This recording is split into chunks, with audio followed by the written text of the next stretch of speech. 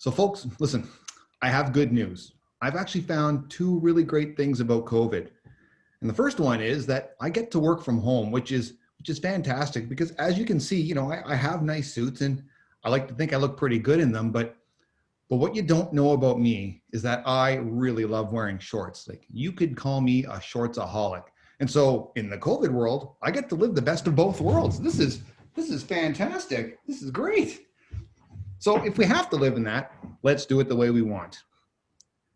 The other really great thing about COVID is my realization revolving around social bubbles. We talk a lot about it lately, but the reality of it is, it's one of these things that we've lived in for a very long time in some form or another.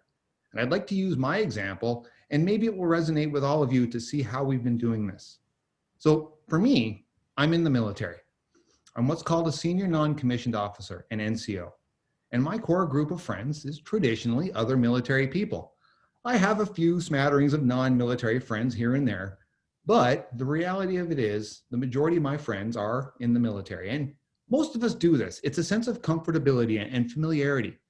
And in my case, it's because we all talk the same way. We march the same way. We complain about our bosses the same way. And in the military, we even all wear the same clothing. It's very, very simple. And this has served me very well throughout my career. But here's the thing. In January of 2019, I joined the Master of Arts in Leadership program. And of the 38 people in my first cohort, 19-2, don't worry, 19-3, I didn't forget about you, you're there. I was the only Canadian Forces member and I was scared, I was freaking out. And because this certainly pushed me outside of my comfort zone, but immediately this new world, it exhilarated me. I was being bombarded with all these new ideas and perspectives, and it just amazed me. I wanted to read more and see more. I even wanted to write more papers, and considering this is a master's degree program, there's a lot of papers to be written. And so what was happening was I was being forced to see beyond what I could see. And as the weeks melted by, I knew deep in my heart that I absolutely needed to make this lifestyle a permanent part of who I am.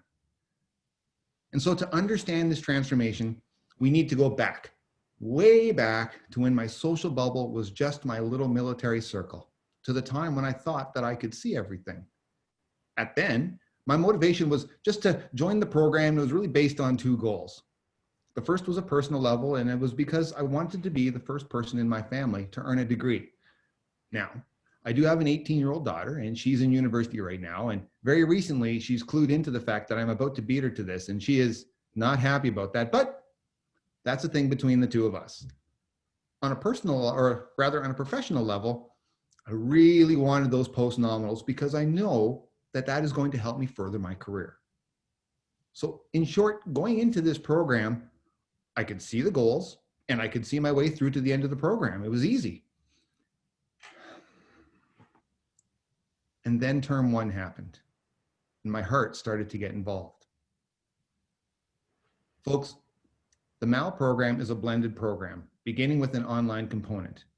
And the online portions where I started to really begin to see snippets of how my heart could help me learn.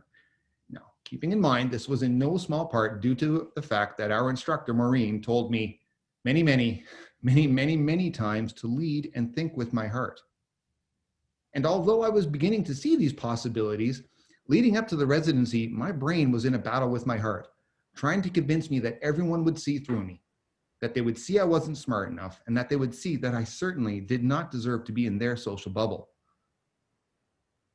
So, as I've been preparing for this presentation, I've been trying to find a way to truly help everyone see and understand my transformation. And I think I figured it out. So what I'd like to do is ask everyone to please close their eyes. Imagine you are by the bird sanctuary at Royal Roads. It's early in the morning, it's cool, it's very quiet, and the fog is still thick and wafting over the bay. You can't see very far, but you know there is so much more out there to be seen. And as time goes by, the fog slowly begins to lift, becoming clearer, and the bay gives up its secrets, allowing us to see beyond what we could see. This is my Royal Roads experience right now. In essence, Royal Roads, through the MAL program, and my willingness to accept all of this is helping me to connect my linear brain to my heart. And the effect of this is that my research, which is centered on furthering NCO education, has led me to an international military community of academics, and we're all sharing in this same passion for education. And in fact, this is the first time at the international post-grad level that NCO education has ever been discussed. And we're talking about countries like Poland, Estonia, Denmark, Spain, the Netherlands, just to name a few. We've all begun collaborating and discussing the process of how to bring these ideas to the NCO corps internationally. So really, what's happened, Royal Roads, through my research, is helping the international military academic community see beyond what they could see.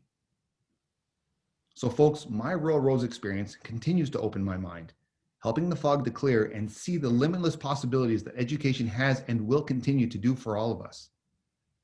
I would like to take a moment and thank Royal Roads for helping me see these skills inside myself and to learn how to use them to see the whole story. Thank you very much.